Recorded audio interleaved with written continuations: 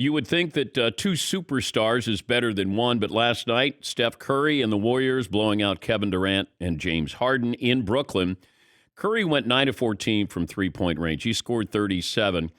But this entire Warriors team played great defense on KD and Harden. They held KD under 20 points. Durant's the NBA's leading scorer, didn't have a field goal in the second half. And this is a really good defensive team. I think what's lost with Golden State, when Golden State had their mini dynasty, they played really good defense. The Warriors' hot start is a reminder that basketball is still a team game. And Curry seems to help his teammates play their best. Right now, Durant and Harden, they are not having that kind of impact, and they're not fully assembled, but neither are the Warriors. They're waiting for Klay Thompson. Klay Thompson given the green light to play 5-on-5 right now. Also, James Wiseman, their second-year player out of Memphis, not back yet. Brooklyn without Joe Harris, Paul Millsap, and, of course, without Kyrie Irving. But last night, the Warriors made a statement, not afraid of any team in the NBA, no matter how many superstars they have. I don't know if Golden State's the best team in the NBA, but somebody has to be the best team in the NBA right now. So, judging by what they've done, you beat the Nets in Brooklyn. McLovin complained yesterday that we're giving Golden State too much credit because they win their home games. Well, you should win your home games. That wasn't what I said, exactly. You sounded like you were dismissive of Golden State being a really good team. Well, they were 8-1 at home and 3-1 on the road. So using math, I said, well, this record will even out a little bit once they have a long road trip. Admit it, you're a brake pumper. I was brake pumping that because, well, naturally, because you've been a runaway train on the Warriors since last July. Okay. It was the middle of summer. No one's talking NBA. You're like, I like the Warriors this year. Equal time. I know I did. But you are a brake pumper. You need a brake pump on this team. No, I like Golden State. I liked him last year. If Klay came back, I was all in on Golden State. Are you in? Or are you out on Golden State? After last night, I couldn't be more on the bandwagon. I'm booking a first-class seat. Watching, their defense was amazing. You didn't tell me about that. See, you didn't give me full information. I blame you. They're a good defensive team, and they still have their first-round picks who haven't contributed. Wiseman's not back yet. I don't know how good they are, but they do have depth, and if Klay comes back, that's a formidable team.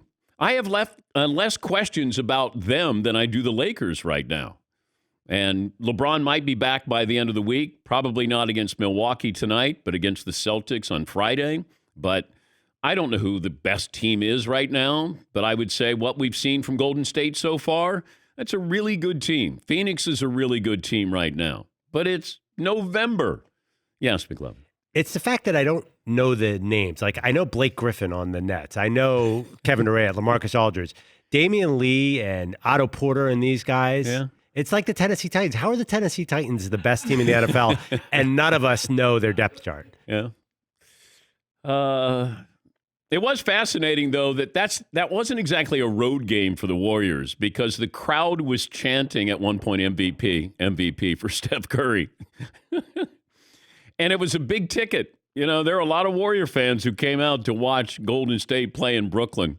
That's why when you said it yesterday, Brooklyn hasn't been embraced by New York. It's a Knicks town. It'll always be a Knicks town. Brooklyn can win. They'll have a nice little parade.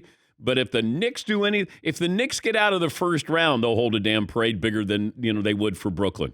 They just will. What's the poll question we're going to have, McLovin? I want to put on the website, do you think the Golden State Warriors will win a championship this year or can win a championship? I want to see if people are with you. Can. How about will they?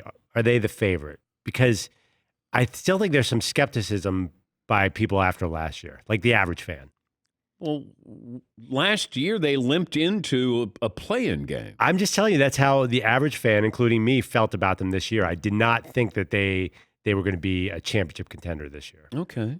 But that's why I say listen to me. I can help you. I True. can help you help yourself.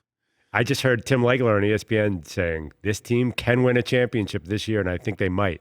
How about you can have the Warriors or everybody else in the West? I would still look at Milwaukee as the team to beat. They're defending champs. They didn't have many roster moves, changes, so I would still say them. Yeah, McLean. I think you could put Warriors versus Lakers. I think still a lot of people believe in the Lakers. Yeah, but you got to believe in the Suns as well. I mean, that's still a good team. I think for the average fan, it's LeBron and Anthony Davis. They see those names and say, like, this team's going to be hard to knock out if they're healthy. Okay. If they're healthy. That's a big if. But I like Golden State. I like the way they play basketball. And a friend told me they play basketball like it's soccer. If you understand that analogy of constantly moving the ball, they're a great passing soccer team. That's the feeling I get when I watch them. They don't hold on to it long, and especially when Klay Thompson gets back. But look, I like Golden State. Let's see what Klay is able to do when he comes back. Got clearance to go 5-on-5. When he comes back, then that's a whole different weapon for them. If Brooklyn gets Kyrie back, then, they'd probably be favorites over the rest of these teams. But I don't know if that's going to happen. Is he going to be in shape when he comes? I mean, he's playing pickup football games, and that doesn't equate to or translate into he's ready to go in the NBA. I thought about this after the game because Steve Kerr, it feels like when he goes on the road, has to somehow come up with a different way to compliment Steph Curry. Because the local media wants to know. The New York media wanted to know after last night's game, like, hey, Coach, what do you think about Steph Curry? And Steve Kerr has to say this. The offensive rating is back to being one of the best in the league. Just after all these years, what makes the system so difficult to defend? Steph Curry. I'm not kidding. There's never been anybody like him. So he's an offense just by himself. He's an offense.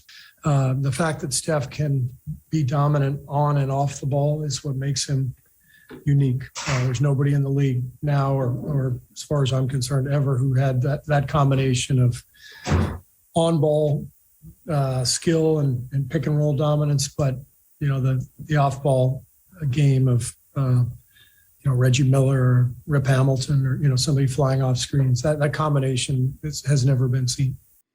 Every place he goes into, he has to come up with something new to say, it feels like.